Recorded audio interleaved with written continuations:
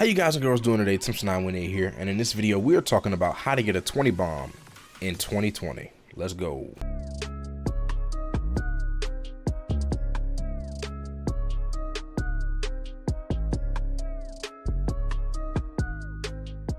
How y'all doing? Like I always say, I appreciate every single one of y'all stopping my videos. Y'all just aren't subscribers, viewers to our family, and I appreciate and love y'all. And if you are new to the channel, please make sure to hit that sub and like button. It will jingle my jewels and we will reach the fourth dimension together.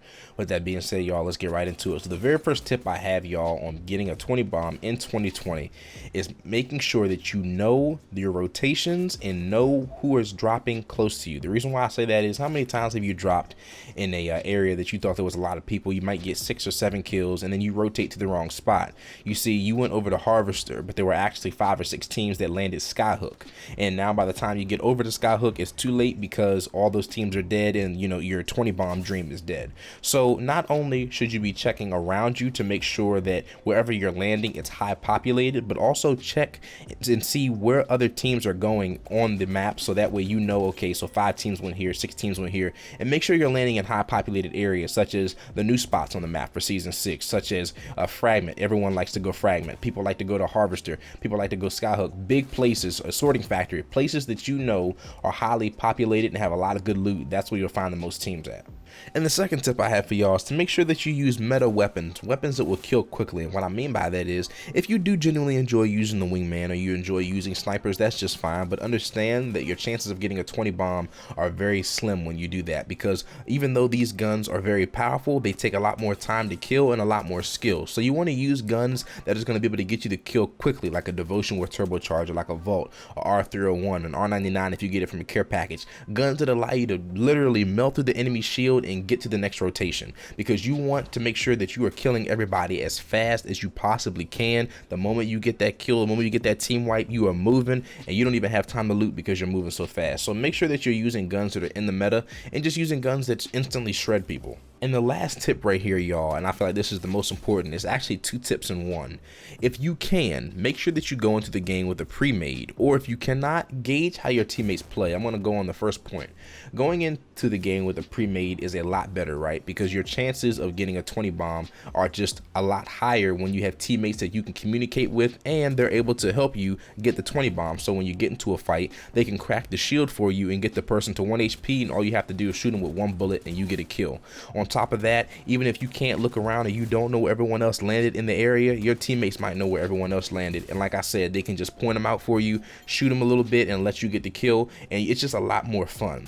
So on the other side, right, if you're playing with randoms, gauge how they play. And what I mean by that is, if they're not going to stick with you, or you see that they're like taking a long time to loot, or their aim isn't the best, and this might sound messed up, but it's the truth, use them to your advantage. When you get into a fight, make sure that the enemy is distracted with your team, so that way you can come in and you can easily wipe the enemy team to get those kills. Do not stick with your team if you see that they're not beneficial to you. Use them as a body bag, and that might sound messed up, but use them as a body bag to get the kills, and then your team will look at you like, wow, this person's good, I want to stick with him and contribute more.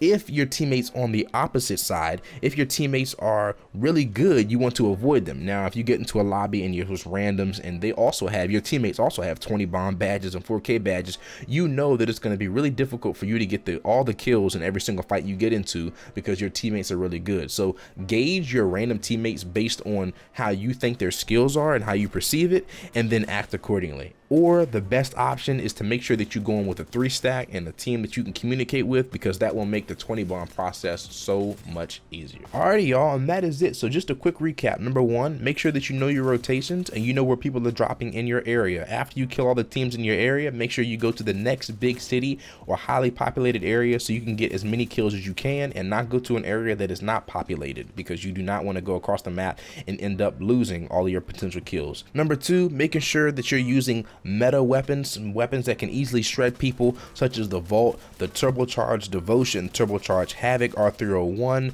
any gun that can instantaneously shred people so you can get through those fights a lot faster and get to your kills a lot faster. And number 3, y'all, which is the most important one, is to gauge how your random teammates perform. If they are underperforming, then you want to stick with them and use them as body bags, so that way you can get the kills and make them believe that you're extremely good, so they want to stick with you. If they are overperforming and you can tell they're really good, you want to distance yourself from them, so that way they don't take all your kills.